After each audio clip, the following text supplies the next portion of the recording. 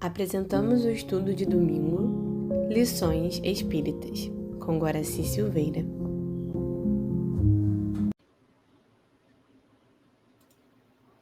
Olá, meus irmãos, olá, minhas irmãs. Estamos iniciando o Lições Espíritas de hoje, que vamos dar continuidade ao estudo da Lei da Perfeição Moral 1, e agora a Lei da Perfeição Moral 2, que vai encerrar as lições das leis morais, né? Esse é o último estudo das leis morais. Então, vamos começar aqui o nosso estudo. Lei da Perfeição Moral 2. Eis que nos encontramos em duas vias. A primeira, nem ligamos para o azar, o que vai acontecer. A segunda, temos que estar atentos sobre o nosso destino final, que é a perfeição moral. E aí, vamos nessa? No primeiro estudo, nós falamos isso, né? Será que eu vou ficar, não estou nem aí? Ou eu vou começar a preocupar com isso? Olha, meu amigo, minha amiga, não dá mais tempo, tá? Vamos pensar seriamente nisso. Vamos melhorar a nossa condição espiritual, né? Eliminando vícios, enaltecendo virtudes. Porque o mundo vai mudar, já está mudando. Se eu não me mudar, na hora que eu desencarnar, eu receberei um passaporte, né, para outro mundo aí do universo. Bom, nós falamos esse poema, vamos repeti-lo aqui. Às vezes olho para essas gravuras que falam de luzes e que envolve o ser em luzes. Sei que somos luzes. Jesus nos disse que devemos fazer brilhar a nossa. E fico pensando, em quanto tempo terei que lutar para alcançar o lugar dos espíritos iluminados? Esses espíritos já venceram as etapas que necessito vencer. Então me dá uma enorme vontade de ir, para nunca mais voltar no que eu era antes. A doutrina espírita, ela nos coloca face a face com a verdade, porque ela está baseada nas leis naturais. Imortalidade, reencarnação, mediunidade, pluralidade dos modalidades e Deus como inteligência suprema, causa primária de todas as coisas. Essa é a base do espiritismo. Tudo lei natural, tudo passível de comprovação científica, né?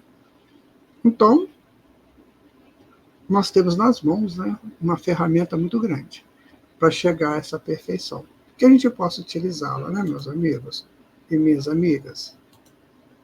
Lei da Perfeição Moral, Leis Morais, capítulo 12, lá do Livro dos Espíritos, né? No estudo 1, nós vimos as virtudes e os vícios. Agora, nós vamos ver as paixões, tá? Da pergunta 907, será intrinsecamente mal o princípio originário das paixões, embora esteja na natureza? Resposta: não. A paixão está no excesso de que se acresceu à vontade, visto que o princípio que lhes dá origem foi posto no homem para o bem. Tanto que as paixões podem levá-lo à realização de grandes coisas. O abuso delas se faz, a busca delas se faz é que causa o mal. Então as pessoas, às vezes, elas têm uma paixão muito violenta, paixão patriótica, paixão por outra pessoa, né? Paixão por uma obsessão de ser isso ou aquilo na vida, sabe? Paixão por ser rico, isso é perigoso. A gente tem que ter na paixão uma coisa que nos sustente a vontade de chegar a algum lugar. Se eu não tiver uma vontade forte, que a gente chama de paixão, provavelmente eu vou desistir. Mas não essa paixão em excesso, né? Que me prejudica, que me tira até a visão. Eu fico cego perante a paixão, né? Então, isso não é que eles falam que não. Questão 908 é: como se poderá determinar o limite onde as paixões deixam de ser boas para se tornarem más? Vamos ver. As paixões são como um corcel, que só tem utilidade quando governado, e que se torna perigoso quando passa a governar. Uma paixão se torna perigosa a partir do momento em que deixais de poder governá-la. que dá em resultado um prejuízo qualquer para vós mesmos ou para outrem. Então, Kardec coloca aqui, ele faz um exemplo, né? Corcel é um cavalo, né? Então, ele dá um exemplo de um cavalo, que chamava na época de corcel esse cavalo. Então, quando eu domino o cavalo, é uma beleza.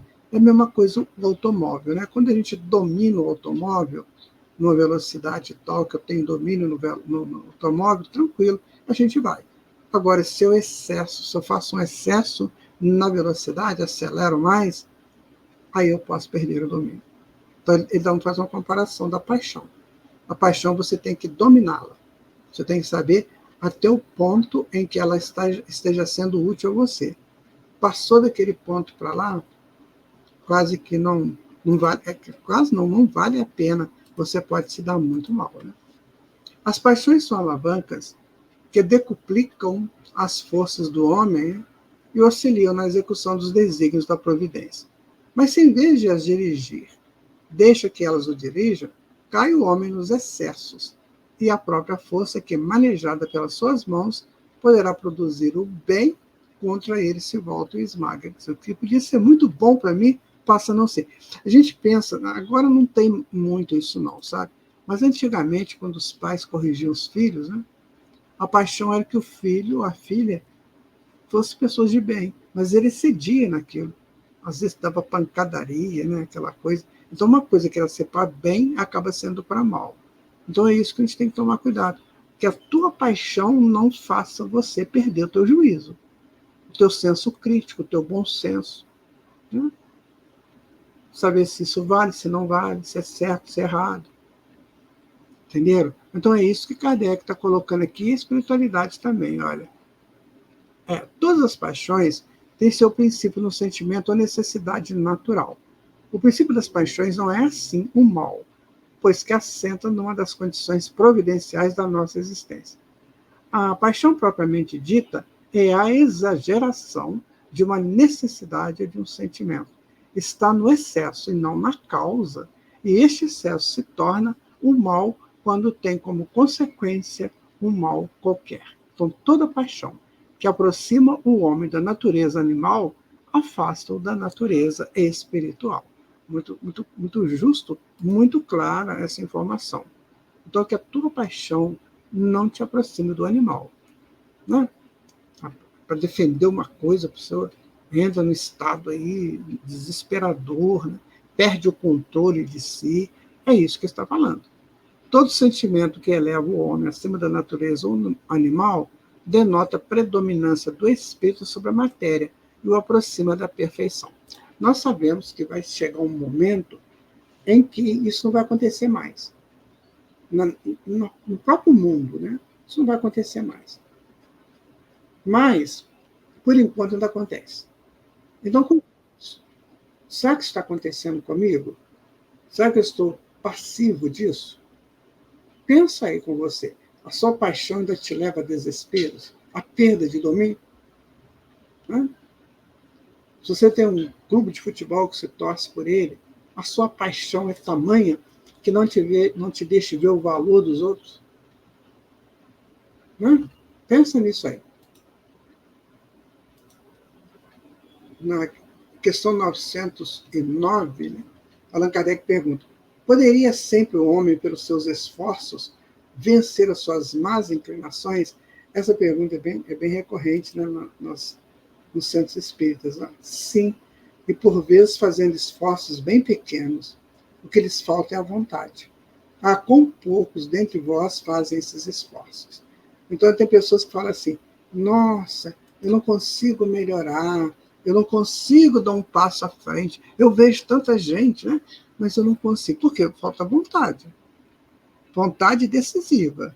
Porque, meu amigo, minha amiga, a tua maior potência é a vontade. Não foi assim que está lá quando Jesus chegou? Boa vontade entre os homens, glória a Deus nas alturas, paz na terra e boa vontade entre os homens. Se a gente não tiver essa vontade de crescer, de resolver, a gente não vai resolver. É a mesma coisa para o mal. Se eu não tiver vontade de fazer o mal, eu não faço mal. Então, essa vontade ela é poderosa, né? Ela que faz a gente fazer o bem ou o mal. No nosso caso, que nós estamos buscando o entendimento da espiritualidade para o nosso progresso moral, então a nossa vontade tem que nos conduzir para fazer o bem sempre. E sempre ela vai nos conduzir para isso. Não tenhamos dúvida, né? Questão 910.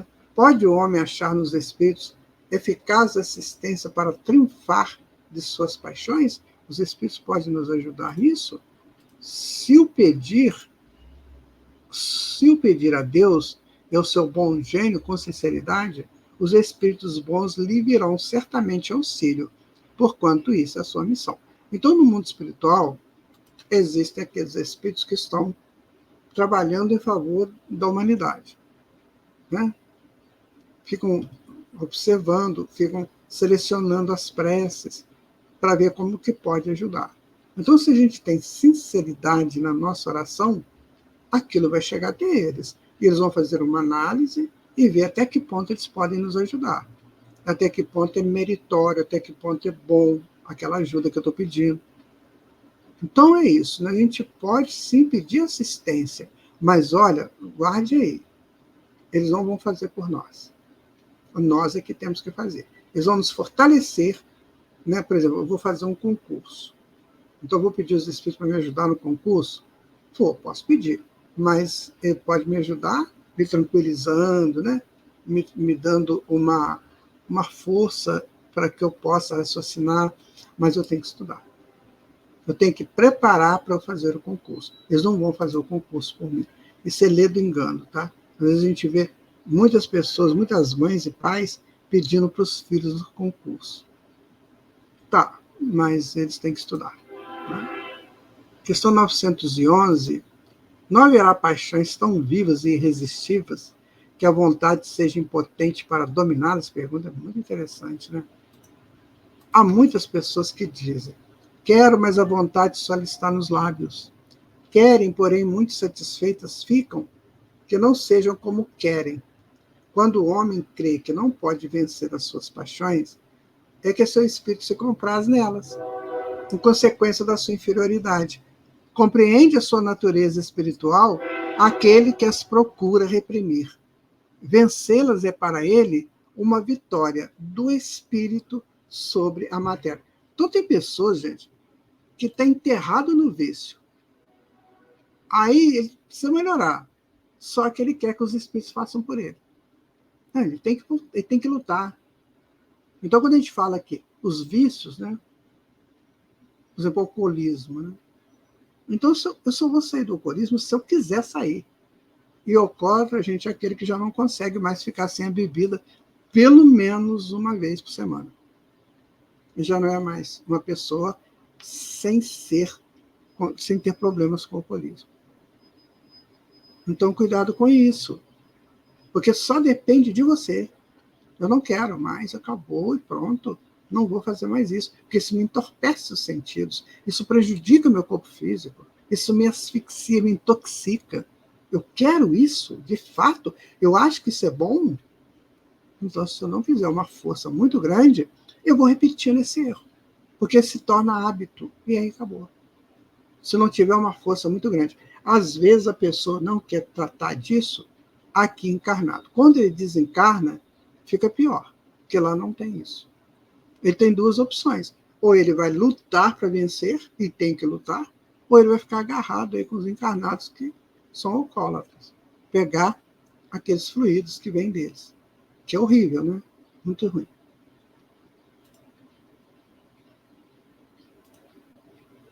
Qual o meio mais eficiente de combater-se o predomínio da natureza corpórea? Questão 902. Então, a resposta é: pratica a abnegação. Tá aí. Abnegação. Pratica aquilo que pode te prejudicar. Pratica a não feitura daquilo. Então, isso me prejudica? Eu não vou fazer isso. Isso é ruim? Estou sabendo que é ruim? Não vou fazer isso. Né? Agora vamos falar sobre o egoísmo. Também é um grande problema, né, nas nossas vidas. Dentre os vícios, qual que se pode considerar radical? Temo-lo dito muitas vezes o egoísmo. Daí deriva todo o mal. Estudai todos os vícios e vereis que no fundo de todos há egoísmo.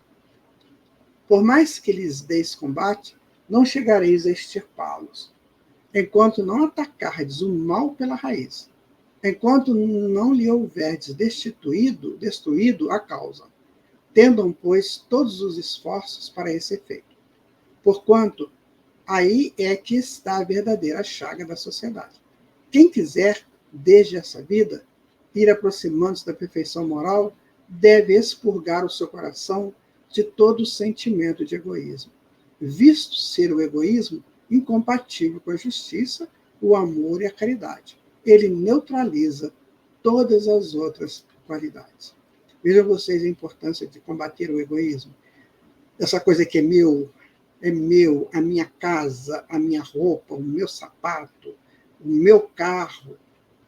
Não, gente, nós não somos donos de nada disso que tem aqui. Isso aqui é só para nos servir. A gente faz uso temporário. Faz uso temporário. Teve uma época que eu tinha 2 carros e dois apartamentos. Hoje eu não tenho nenhum deles. Eu moro num apartamento que não é meu. Porque eu tive que vender os outros 2. Um para cuidar de saúde, né? E outro para resolver uma questão que eu precisava muito resolver. Que era uma dívida que eu precisava pagar. E os 2 carros acabaram também. Ficaram velhos, né? Eu não pude comprar carro novo. Então, hoje, não tenho nada disso. Quer dizer, naquela época, eu tinha isso tudo. Tinha um patrimônio.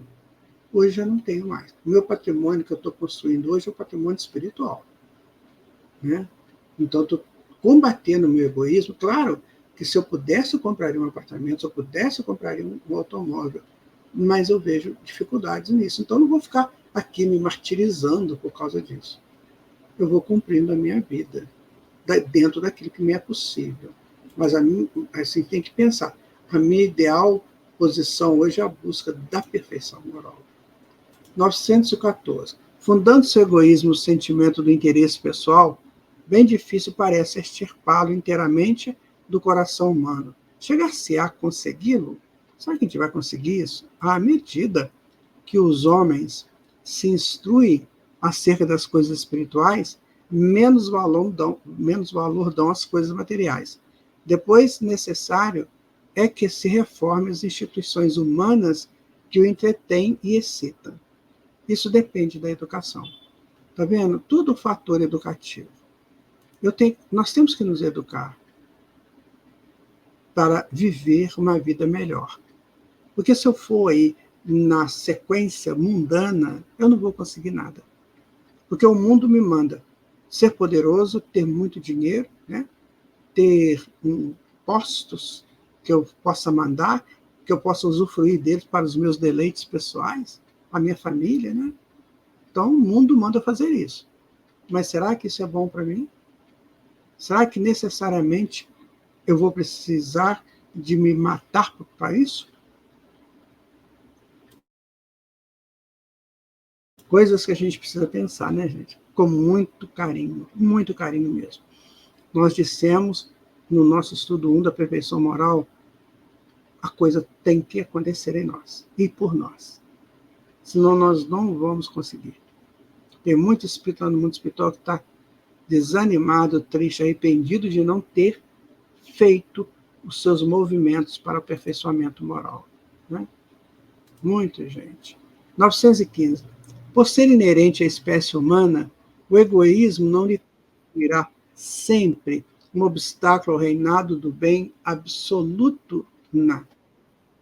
Então, por ser inerente à espécie humana, o egoísmo constituirá sempre um obstáculo ao reinado do bem absoluto na Terra. Será que o egoísmo vai ficar para sempre?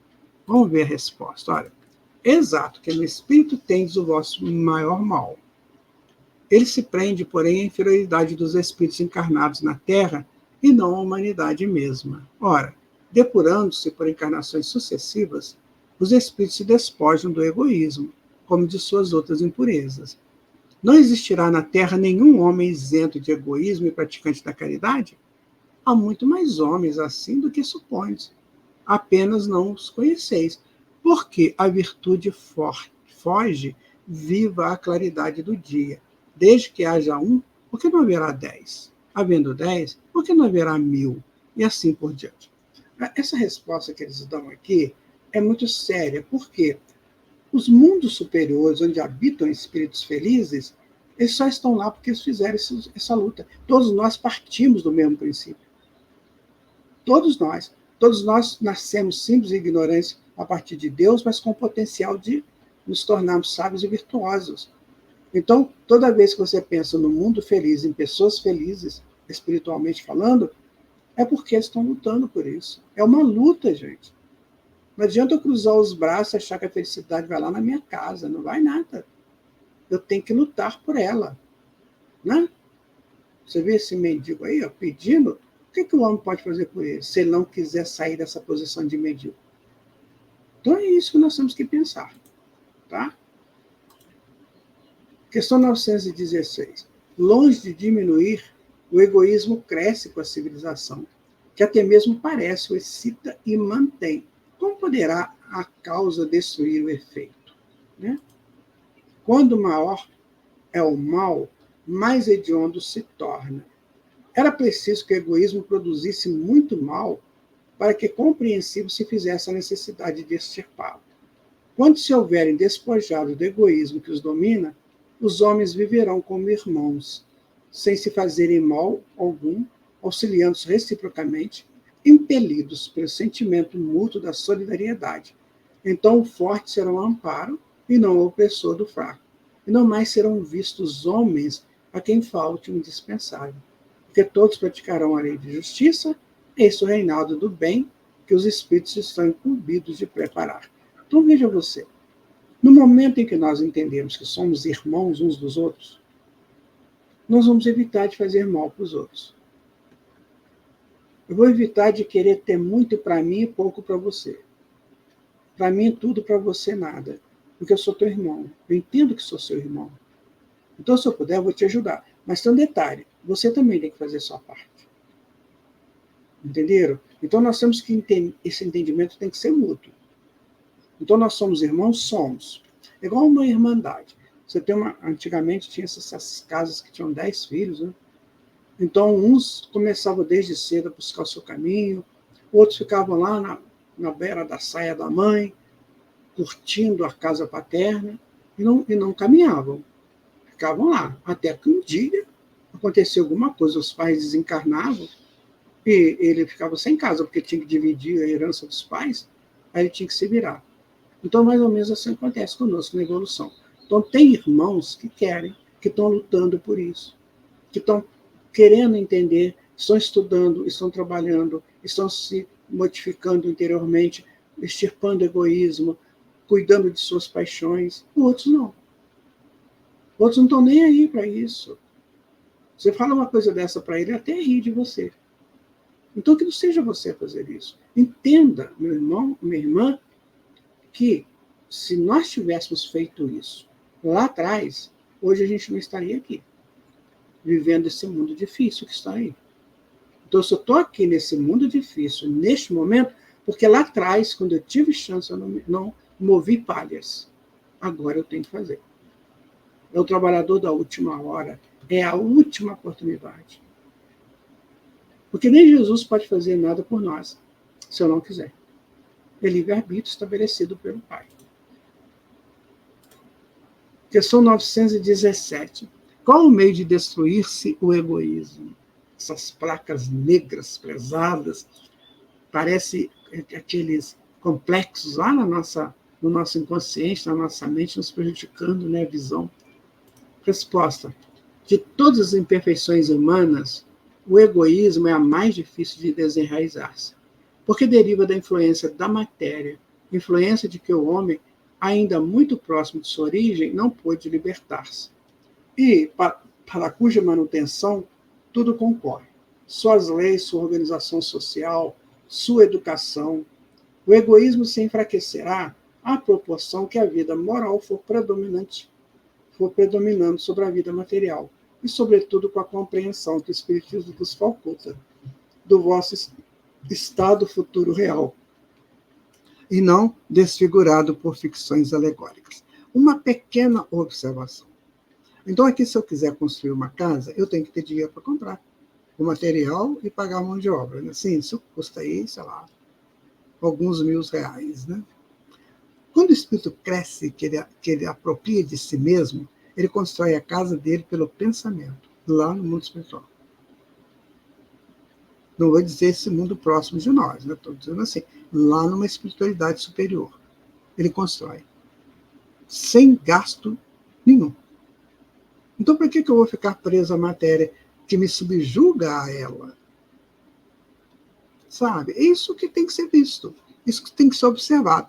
Quando eu falo para vocês que o Espiritismo é uma das maiores ferramentas que nos auxilia hoje a deixar essa materialidade, é por causa disso. Que ele nos ensina isso, né? Quando bem compreendido, se houver identificado com os costumes e as crenças, o Espiritismo transformará os hábitos, os usos, as relações sociais. O egoísmo assenta na importância da personalidade. Ora, o Espiritismo bem compreendido, repito, mostra as coisas de tão alto que o sentimento da personalidade desaparece, de certo modo, diante da imensidade, destruindo essa importância, ou pelo menos reduzindo-as às suas legítimas proporções. Ele necessariamente combate o egoísmo. A pessoa que estuda Espiritismo profundamente, por vontade de aprender, ele começa a ver as coisas do alto. Então o mundo está lá embaixo, e ele olha de cima. Então ele vê as pessoas se digladiando, se matando, né, pelo egoísmo, pela posse de bens materiais. Ele fica olhando aquilo e fala, nossa. Eu vou dar um exemplo mais fácil para você. Não sei se você gosta de ir a campo de futebol. Hoje nossos estádios são arenas, né? Então você chega num estádio desse, assenta lá em cima, nas cadeiras lá de cima, e fica olhando o jogo, né?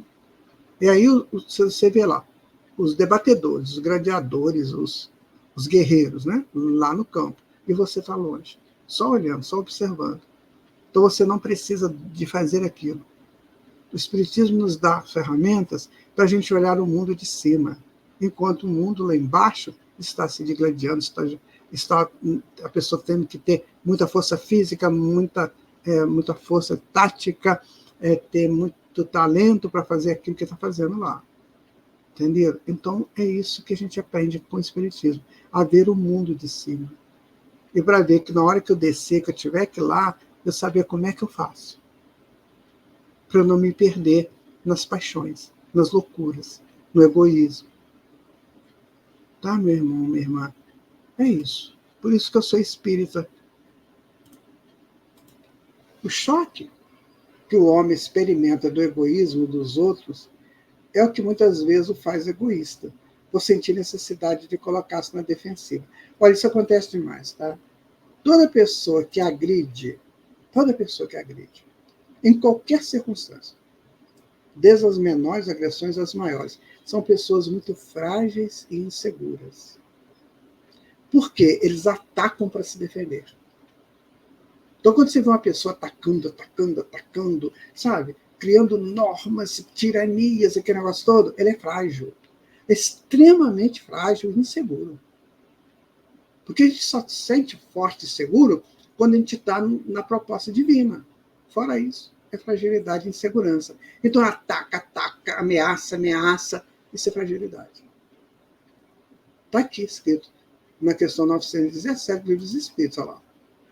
Então, ele sente necessidade de colocar-se na defensiva. Então, eu vou eliminar aquilo que pode me prejudicar. Então, ele faz a guerra. Entendeu? Notando que os outros pensam em si próprios e não nele, é levado a ocupar-se consigo mais do que com os outros. Sirva de base às instituições sociais, às relações legais do povo a povo e de homem a homem. O princípio da caridade e da fraternidade, e cada um pensará menos na sua pessoa, ao ver que os outros também com ele se preocupam. Todos experimentarão a influência moralizadora do exemplo e do contato. Aqui no Brasil, nós temos muito essa questão da solidariedade. Né? Todo mundo ajuda quando há necessidade. Só que a gente tem que estabelecer critérios de que não haja necessidade. para que não... Então, ao invés de eu apagar o incêndio, eu vou cuidar para que não tenha incêndio. Isso nós precisamos fazer. A sociedade precisa se movimentar a esse respeito. Né? Porque fica mais fácil você não ver o irmão sofrendo, a irmã sofrendo. Né? Em face do atual extravasamento do ismo, grande virtude é verdadeiramente necessária para que alguém renuncie à sua personalidade em proveito dos outros, que com frequência absolutamente lhe não agradecem. Principalmente para os que possuam essa virtude, é que o reino do céu se acha aberto. A esse, sobretudo, é que está reservada a felicidade dos eleitos, pois em verdade vos digo que no dia da justiça será posto de lado todo aquele que em si somente houver pensado. Sofrerá então o próprio abandono. Então, a felicidade, gente, é uma coisa que você constrói. Tá? E depois que você adquirir para sempre, ela passa a ser sua, você será sempre feliz. E essa questão da caridade, você pode fazer caridade dentro da sua condição no seu trabalho, na sua vida social, na sua vida familiar. Então, vamos tirar essa coisa que caridade é dar um bem material para o outro. Isso ajuda. Mas tem caridade aí chamada perdão, né? Que é muito mais importante. Você tem inimigo, inimiga? Vai lá, conversa com ele. Às vezes ele está esperando esse momento gratificante para ele. Então, isso é caridade também. Tá? Quem disse isso foi o Fenelon, né? Que é um espírito bem conhecido nosso. Vem agora as observações de Allan Kardec, e vai dizer o seguinte: ó, louváveis os esforços, indubitavelmente se empregam, louváveis os esforços, indubitavelmente se empregam para fazer que a humanidade progrida. Os bons momentos são encorajados, estimulados e honrados, mais do que em qualquer outra época. Entretanto, o egoísmo, o verme roedor, continua a ser a chaga social. É um mundo real, que se alastra para todo mundo e do qual cada homem é mais ou menos vítima.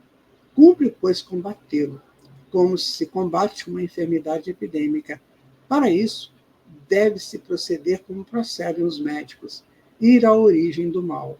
Procure-se, pois, em todas as partes do organismo social, da família, aos povos da Chopin ao palácio, todas as causas, todas as influências que ostensiva ou ocultamente excitam, alimentam e desenvolvem o sentimento do egoísmo.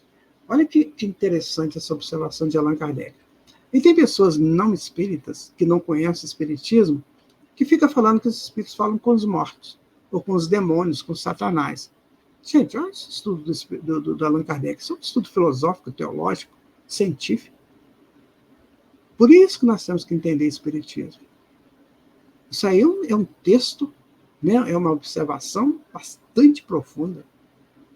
Vamos ajudar as pessoas, vamos tentar extinguir a raiz do mal, da Chopin ao palácio. Né? Onde exista o mal, vamos combatê-lo. Se é comigo, se eu que estou fazendo isso, eu vou combater. Se não é comigo, é com outra pessoa, vamos conversar, vamos tentar ajudar de uma maneira que a pessoa não se sinta agredida também. Né? Não se sinta invadida. É isso. Guardemos essas questões, que elas são muito importantes para nós. Né? E ele vai continuar. Conhecidas as causas, o remédio se apresentará por si mesmo. Só restará, então, destruí-las, se não totalmente, de uma só vez, ou menos parcialmente. E o veneno, pouco a pouco, será eliminado. Poderá ser longa a cura, porque numerosas são as causas, mas não é impossível. Contudo, ela só se obterá se o mal for atacado em sua raiz, isto é, pela educação. Não por essa educação que tende a fazer homens instruídos, mas para que tende a fazer homens de bem. A educação convenientemente entendida constitui a chave do progresso moral. Olha o que Kardec está colocando aqui, minha gente. Só a educação poderá fazer a nossa moralidade acontecer. Educação no sentido espiritual, não é no sentido de ganhar diploma, não. É no sentido de entender. Então, se você é espírita, se você tem um trabalho no centro espírita, olha quanto que você pode contribuir. Né? Se você é um dispositor, um escritor espírita, meu Deus, Quanta coisa você pode fazer para ajudar. A educação convenientemente entendida constitui a chave do progresso moral. Guardemos isso. Quando se conhecer a arte de manejar os caracteres, como se conhece de manejar as inteligências, conseguir-se-á corrigi-los, do mesmo modo que se aprumam plantas novas. Esta arte, porém, exige muito tato, muita experiência e profunda observação. Esta observação só será possível para aqueles que realmente queiram ter olhos de ver, ouvidos de ouvir, sentidos avançados para perceber. Caso contrário, a gente vai ficar dando murro em ponta de faca, não vai resolver nada. Então, meu amigo, o espiritismo é isso. Se você não conhece o espiritismo, é isso que eu estou te falando. Ele nos instrui, nos dá ferramentas para o progresso moral pessoal, quanto social, e quanto da humanidade como um todo, né? É grave erro pensar-se que para exercê-lo com proveito, basta possuir conhecimentos. Quem acompanhar assim o filho do rico como o do pobre, desde o instante do merecimento, e observar todas as influências perniciosas que sobre eles atuam, em consequência da fraqueza, da incúria e da ignorância dos que os dirigem, observando igualmente com quanta frequência falham os meios empregados para moralizá-los, não poderá espantar-se de encontrar pelo mundo tantas coisas erradas. Faça-se com o moral o que se faz com inteligência, e ver-se-á que há naturezas refratárias muito maior do que se julga, e é um número das que aparecem do que as apenas reclamam cultivo adequado para produzir bons frutos. A nossa capacidade intelectiva hoje já está bem avançada, né? Nós já somos bem avançados intelectualmente, mas só intelectualidade não dá. Tem que ter a moralidade, as duas asas, né, da sabedoria e do amor. Então, meu amigo, comece você a pensar assim. Você pode saber muita coisa, pode ter assim, informações preciosas, mas tem que saber também o lado do respeito, o lado da ajuda, o lado da caridade, o lado das boas palavras, parar de xingar, reclamar, falar palavrão. Isso tudo depõe contra você, contra qualquer um que fale isso. Falar palavrão, minha gente, é tão triste. Vestir-se de qualquer maneira é tão triste. Você pode não ter uma roupa linda, bonita de grife, mas você pode ter uma roupa limpinha, né? Aqui em Juiz de Fora dizem que tinha um senhor, que ele era palestrante, né? E que ele era uma pessoa muito simples, né? Mas que toda vez que ele ia fazer a palestra, a roupa dele era impecável, limpa, toda passadinha, arrumadinha. É isso que eu estou falando. Não estou falando de grife, não. Grife, às vezes, confunde a nossa psique e a gente acha que é a própria grife, quando não é. Vamos ver a sequência, né? O homem deseja ser feliz e natural, é o seu sentimento que dá origem a esse desejo. Por isso é que trabalha incessantemente para melhorar a sua posição na Terra, que pesquisa as causas de seus males para remediá-los. Quando compreender bem que no egoísmo reside uma dessas causas, a que gera o orgulho, a ambição, a cupidez, a inveja, o ódio, o ciúme, nossa, uma coisa, é um leque isso aí, né? Orgulho, ambição, cupidez, inveja, orgulho, ódio, ciúme, que cada momento fere, a que perturba todas as relações sociais, provoca as dissensões, aniquila a confiança, a que o obriga a se manter constantemente na defensiva contra o seu vizinho. Enfim, a que do amigo faz inimigo. Ele compreenderá também que esse vício é incompatível com a sua felicidade. E podemos mesmo acrescentar com a sua própria segurança. E quanto mais acha sofrido por efeito desse vício, mais sentirá a necessidade de combatê-lo, como se combatem a peste, os animais nocivos e todos os outros flagelos. O seu próprio interesse a isso induzirá. Eu me lembro, né, de ter ido a casas, já um tempo atrás. Olha, você ficava sentado lá na cozinha, né? A quantidade de mosquito que tinha ali. Sabe, eles invadiam a casa. Na verdade, a gente invadiu o espaço deles, né? Mas eles invadiam, a mesa ficava preta de mosquito. E não tinha como tirar. Né? O que tinha que fazer? Uma higienização da casa. Sabe, colocar as coisas no lugar certo, não deixar a mesa com restos alimentares, né?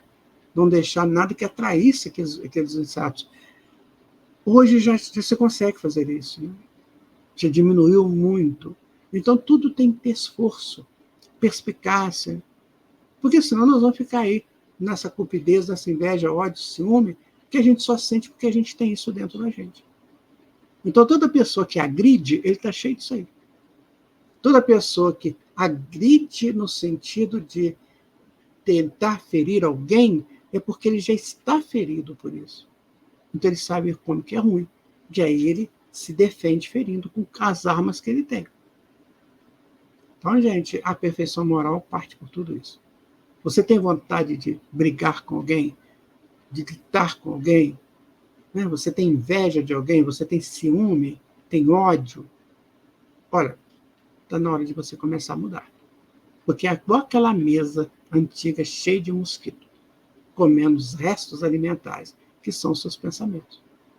Quanto mais inferior o nosso pensamento, mais inseto aproxima da gente. Quando você sentir que tem muito inseto perto de você, cuidado com seus pensamentos. Né? Eles se alimentam desses miasmas que aparecem, que saem da gente. O egoísmo é a fonte de todos os vícios, como a caridade o é de todas as virtudes. Destruir um e desenvolver a outra, tal deve ser o alvo de todos os esforços do homem, se quiser assegurar sua felicidade neste mundo, tanto quanto no futuro. Está aí o recado do Sr. Allan Kardec, que a gente possa usá-lo para o nosso benefício. Caracteres do homem de bem. Agora, no livro Vinha de Luz de Emmanuel, está escrito, né? Cada homem é uma casa espiritual, que deve estar por deliberação e esforço do morador em contínua modificação para melhor. Gente, eu sinceramente não me lembrava que esse slide ia aparecer. Eu falei na casa, né? Na casa cheia de insetos. Está aí o Emmanuel falando. Que deve estar limpa pelo esforço do morador em contínua modificação para melhor. A gente solta muito miasma pelo pensamento, pelo sentimento negativo. Miasmas são como micróbios, micro-organismos espirituais. E aí atrai, né, outros insetos para se alimentar deles. Então, miasma atrai outros miasmas. Então, a gente fica impregnado de miasmas. Então, tem que mudar. Tem que mudar, minha gente. Quando você não estiver bem, faça uma prece. E depois da prece, você analisa a tua vida. O que você está fazendo da sua vida? Se você está cumprindo rigorosamente as leis de Deus. Se não tiver, tem que buscar fazer isso. Né?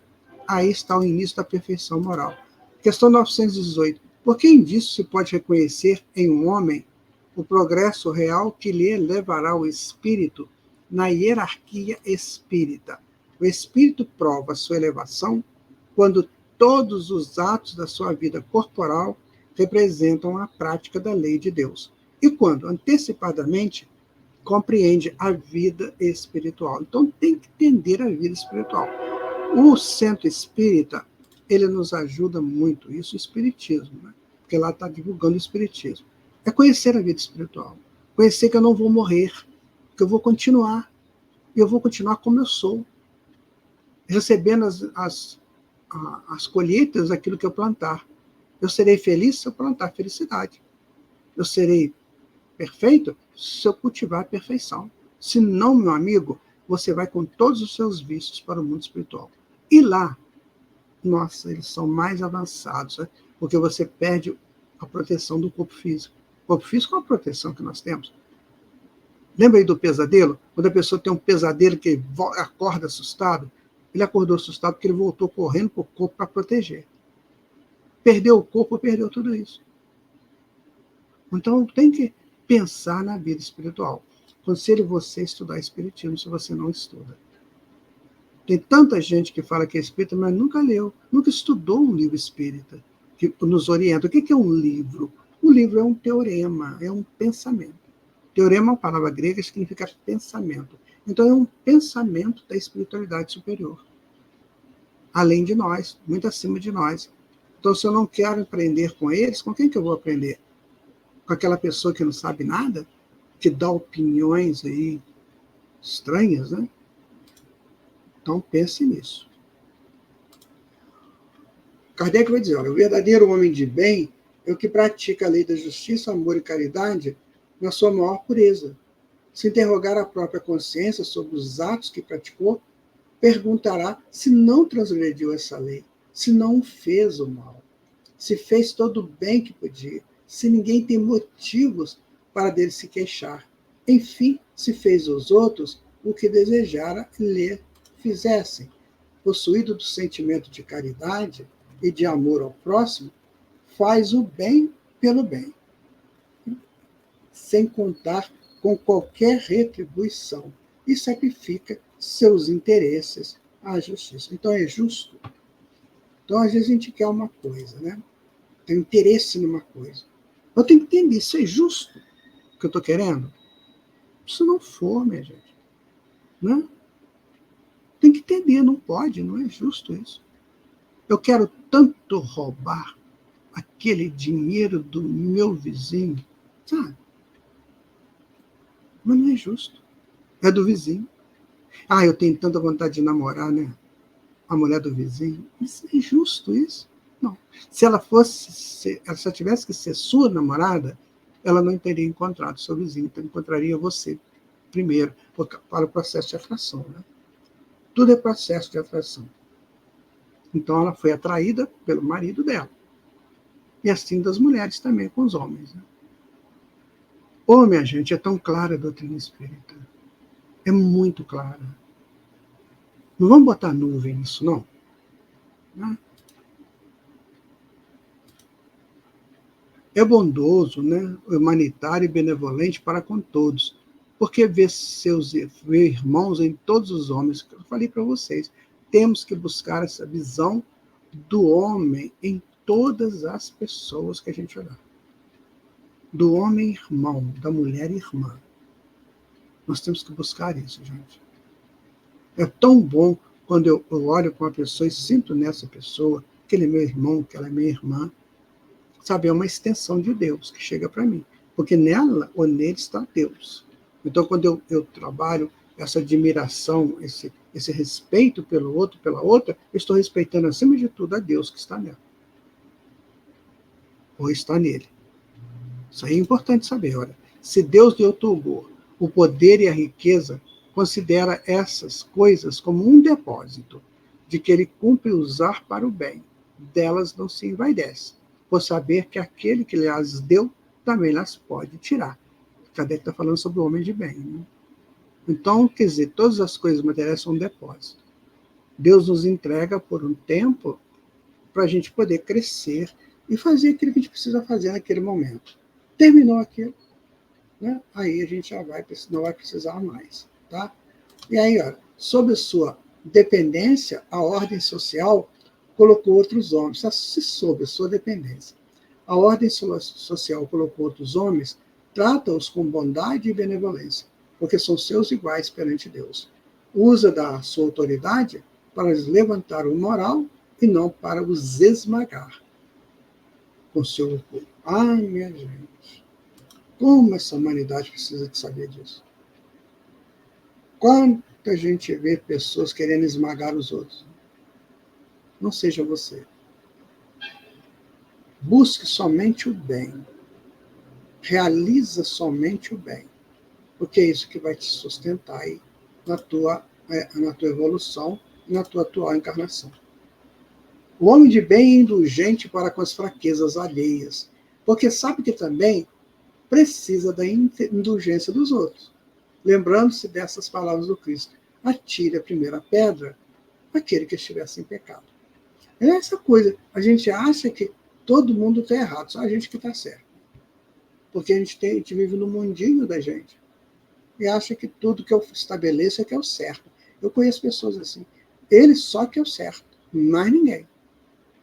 Se você não fizer o que ele acha que tem que ser feito, ele vai brigar contigo, vai te desconsiderar. Entendeu? Então, minha gente, vamos entender o mundo como um todo. Tem gente para todo lado, para toda espécie, para toda diversidade. Vamos com calma com isso. O outro vai nos ensinar muito e nós vamos ensinar. É nessa interação que nós vamos crescendo espiritualmente. Kardec ainda vai colocar: o homem de bem não é vingativo. A exemplo de Jesus, perdoa as ofensas para só se lembrar dos benefícios, pois não ignora que, como houver perdoado, assim perdoado lhe será. Então, como é que eu quero perdão se eu não perdoo? Você aí, você quer o perdão de alguma coisa que você fez de errado? Que deve ter feito, eu também fiz. Todos nós fazemos, né? Então, meu amigo, perdoa. Minha amiga, perdoa. Eu conheço pessoas que não perdoam. De jeito nenhum. E são espíritas. Estão lá no centro espírita. E não perdoam. Mas querem o perdão, né? Olha que incoerência que é isso. O homem de bem faz isso não, tá? O homem de bem respeita, enfim, os seus semelhantes, em seus semelhantes todos os direitos que as leis da natureza lhes concedem, como quer que os mesmos direitos lhes sejam respeitados. É uma troca mútua do bem. É a tramitação do bem. Eu te respeito, você me respeita. E vamos juntos, aprendendo as leis de Deus e cumprindo-as. Olha, isso aí é bem natural, né? É bem assim, dentro do projeto divino em nós. Conhecimento de si mesmo. Então vamos ver como é que é isso.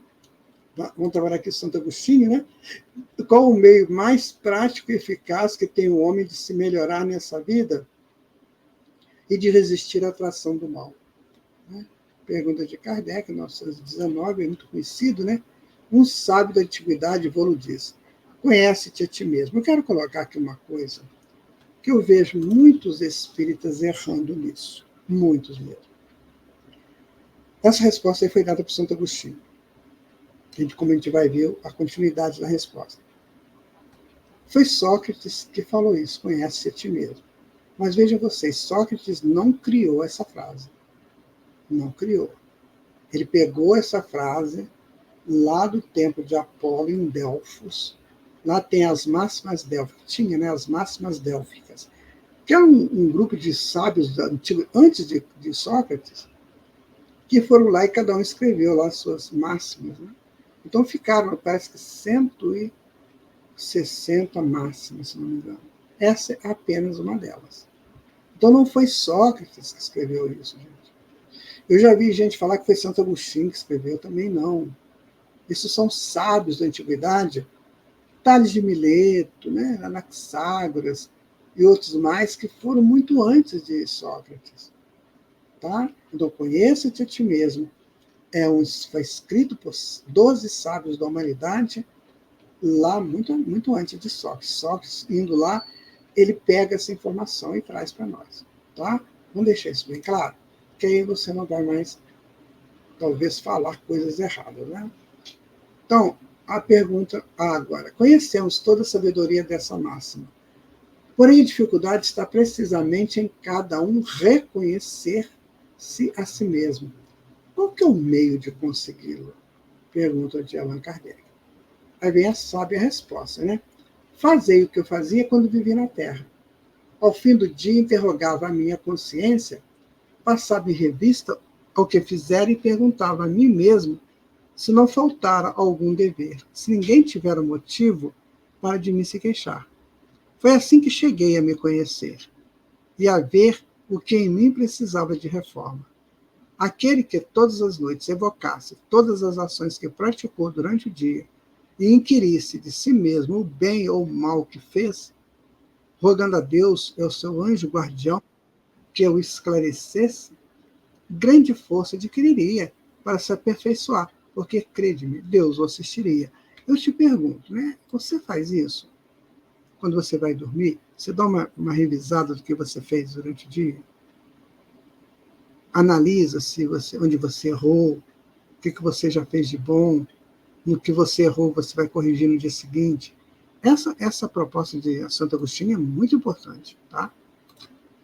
Ele vai colocar: dirigir, pois, a vós mesmos perguntas, interrogai-vos sobre o que tendes feito, com que objetivo procedestes em tal ou tal circunstância. Sobre o que fizestes alguma coisa que feita por outrem, censurareis. Sobre se obrares em alguma ação que não ousarias confessar. Então, se alguém fez uma coisa contra mim, eu não devo fazer a mesma coisa contra ninguém, né? E se eu errei, né, eu vou confessar? Perguntai ainda mais: se não aprovesse a Deus chamar-me neste momento, teria que temer o olhar de alguém ao entrar de novo no mundo dos espíritos, onde nada pode ser ocultado. Examinai o que pudestes ter obrado contra Deus, e depois contra o vosso próximo, e finalmente contra vós mesmos. As respostas vos darão ou o descanso para a vossa consciência, ou a indicação de um mal que precise ser curado. Então, meu amigo, minha amiga, você que aí, que às vezes, né, está apoiando coisas erradas, você também está errando. Cuidado, tá? Cuidado a quem você apoia. Muito cuidado. Não apoie mentiroso, mentirosa. Não apoie ardilosos. Não apoie tirânicos, porque você pode estar conivente com erro. O conhecimento de si mesmo é, portanto, a chave do progresso individual. Mas direis: como há de alguém julgar-se a si mesmo? Não está aí a ilusão do amor próprio para atenuar as faltas e torná-las desculpáveis? O avarento se considera apenas econômico e previdente. O orgulhoso julga que em si só há dignidade. Isto é muito real, mas tendes um meio de verificação que não pode iludir-vos. Quando estiverdes indecisos sobre o valor de uma das vossas ações, inquiríeis como a qualificareis se praticado por outra pessoa. Isso é interessante. Eu estou na dúvida se eu devo fazer uma coisa. Então eu penso: se uma outra pessoa fizesse aquilo comigo, eu ia ficar feliz? Se censurais no outro, não a podereis ter por legítima quando fordes o seu autor, pois que Deus não usa de duas medidas, né? Então, usa a aplicação do bem tanto para você quanto para outro. E aí ele vai dizer: procurai também saber o que dela pensam os vossos semelhantes, e não desprezeis a opinião dos vossos inimigos, porquanto esses nenhum interesse têm em mascarar a verdade. E Deus muitas vezes os coloca ao vosso lado como um espelho, a fim de que sejais advertidos com mais franqueza do que fareis a um amigo. Então, às vezes é bom a gente ouvir o inimigo, né? O que o inimigo está falando de nós? Sem censurar. Porque aí ele pode estar falando a coisa que eu não estou vendo. Ele pode estar me dando a dica que eu preciso para eu mudar. O amigo talvez não vai falar, mas o inimigo fala. Então deixa eu escutar, né? Perscute, consequentemente, a sua consciência aquele que se sinta possuído do desejo sério de melhorar-se, a fim de extirpar de si os maus pendores, como o do seu jardim arranca as ervas daninhas. O balanço de seu dia moral, como o comerciante faz de suas perdas e seus lucros. E eu vos asseguro que a primeira operação será mais proveitosa do que a segunda. Olha, muito, muito bem a propósito, né? Perscute, consequentemente, a sua consciência, aquele que se sinta possuído do desejo sério de melhorar-se, a fim de extirpar de si os maus pendores, como do seu jardim arranca as ervas daninhas. Então, faça o balanço do seu dia moral, como o comerciante faz as suas perdas e seus lucros. E eu vos asseguro que a primeira operação será mais proveitosa que a segunda. Então, se você puder dizer que seu dia foi bom, poderá dormir em paz e aguardar sem receio o despertar na outra vida. Formulai, pois, de vós para convosco questões nítidas e precisas, e não temais multiplicá-las. Justo é que se gastem alguns minutos para conquistar uma felicidade eterna. Não trabalheis todos os dias com o fito de juntar haveres que vos garantam repouso na velhice? Não constitui esse repouso objeto de todos os vossos desejos a fim de vos fazer suportar fadigas e privações temporárias? Ora, que é esse descanso de algum turvado sempre pela enfermidade do corpo, em comparação com o que espera o homem de bem? Não valerá este outro a pena de alguns esforços? Por que ele está falando isso aqui? Porque assim, te quer o bem aqui nessa encarnação. Imagina quando você faz o bem para a tua imortalidade. É isso que está falando. O bem para a sua imortalidade. Se você luta pelo bem desse dia a dia, da manhã, da semana que vem, pelo mês que vem, né? Do próximo ano, imagina quando você luta por se melhorar visando a tua imortalidade. Né? Sem haver muitos que dizem ser positivo o presente e incerto futuro. Ora, esta é exatamente a ideia que estamos encarregados de eliminar do vosso íntimo, visto desejamos fazer que compreendais esse futuro, de modo a não restar nenhuma dúvida em vossa alma. Por isso foi que o primeiro chamamos a vossa atenção por meio de fenômenos capazes de ferir-vos os sentidos, e que agora vos damos instruções que cada um de vós se acha encarregado de espalhar, com esse objetivo que editamos o Livro dos Espíritos. Os Espíritos, primeiro, antes deles começarem a codificar o Espiritismo, a mandar para nós as informações que geraram, né, a codificação espírita, eles mandaram muito espírito para cá, que começaram a fazer barulho, chamar a atenção da humanidade. Tinha as casas mal assombradas, né? Ouvia-se correntes andando para aquelas casas durante a noite, panelas que caíam sem cair. É um negócio sério. Então aquilo foi só para chamar a atenção. Passou aquela fase, como passou das materializações, né? Os espíritos se materializavam, se mostravam, estavam ali. Agora é a outra fase, que é a fase do estudo da conversão e da mudança. É isso, meu amigo, minha amiga. Este é o momento. Né? Este é o momento. Santo Agostinho, né, que foi que ditou esse texto. Então, observações de Allan Kardec, muitas faltas que cometemos não passam despercebidas. Se efetivamente, seguindo o conselho de Santo Agostinho, interrogássemos mais a miúde a nossa consciência, veríamos quantas vezes falimos sem que suspeitemos, unicamente por não perscrutarmos a natureza e o modo dos nossos atos. A forma interrogativa tem alguma coisa de mais preciso do que as máximas, que muitas vezes deixamos de aplicar a nós mesmos. Aquela exige respostas categóricas, por um sim ou um não, que não abrem lugar para qualquer alternativa, e que são outros tantos argumentos pessoais. E pela soma que deram as respostas, poderemos computar, né? E pela soma que deram as respostas, poderemos computar a soma do bem ou do mal que existe em nós. Ou seja, nós estamos fazendo um diálogo conosco mesmo. Eu estou me perguntando, o que você fez? Como é que está você? Né? O que você está fazendo da tua vida? Como é que você está se orientando na sua vida? O que você está dando valor quando é efêmero, quando é passageiro, é transitório? O que você valoriza quando é eterno?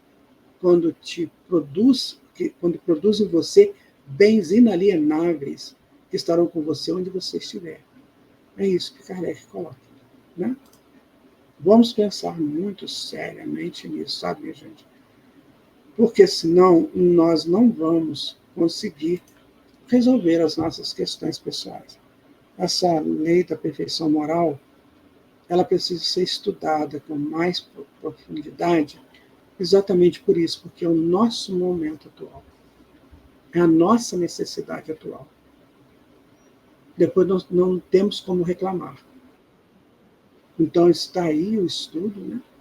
O 2, né? Nós fizemos um, agora terminamos o 2, para a gente refletir. Eu também estou refletindo. Que você possa utilizar isso para tuas reflexões.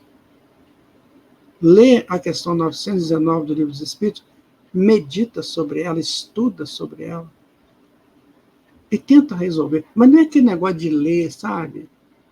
Não. medita. Aprenda isso. Aprenda a escolher dia e local, hora, para você meditar. Assim você vai entender muito melhor a vida que é sua, na qual você está inserida. Gente, muito obrigado, né? Terminamos aqui, então, as leis morais. Que vocês fiquem em paz e que Jesus abençoe sua vida e seus projetos positivos, projetos do bem. Tchau, até o próximo encontro. O GRESG apresenta Estudo Sistematizado da Doutrina Espírita, ESD. Vamos juntos aprender sobre a obra A Gênese, de Allan Kardec, com Guaraci Silveira.